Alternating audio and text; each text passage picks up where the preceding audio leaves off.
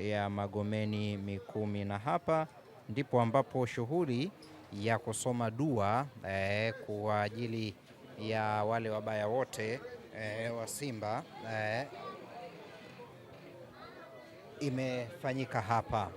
Wao wenyewe wanasema wamemshtakia Mwenyezi Mungu na hapa mashehe wanaendelea kupata chakula cha asubuhi au breakfast mara baada ya shughuli nzito ya dua kumalizika.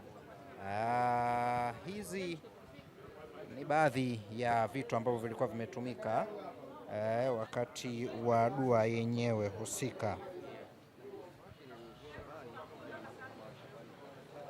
Kama unavyoshuhudia, hivi ndio vitu ambavyo vilitumika wakati wa dua yenyewe husika, na shughuli nzima ilifanyika hapa Magomeni katika tawi la Mpira Pesa Magomeni Mikumi.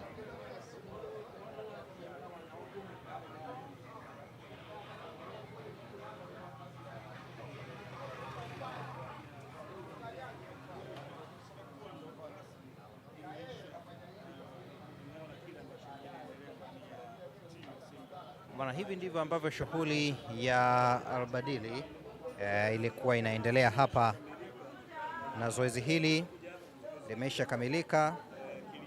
Kwa hivi sasa mashehe wapo tu wakiendelea kupata breakfast mara baada ya shughuli kumalizika.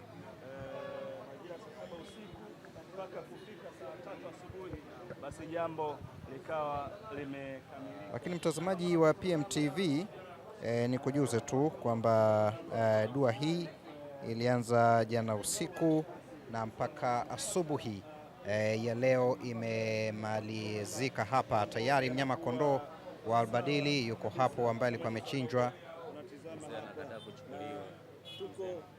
lakini hivi ndivyo ambavyo mambo yalikuwa kutoka hapa katika tawi la Mpira Pesa.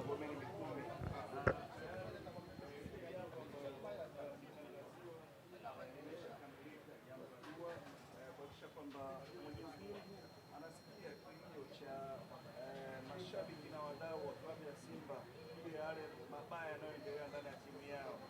Kinachosubiriwa hapa ni majibu tu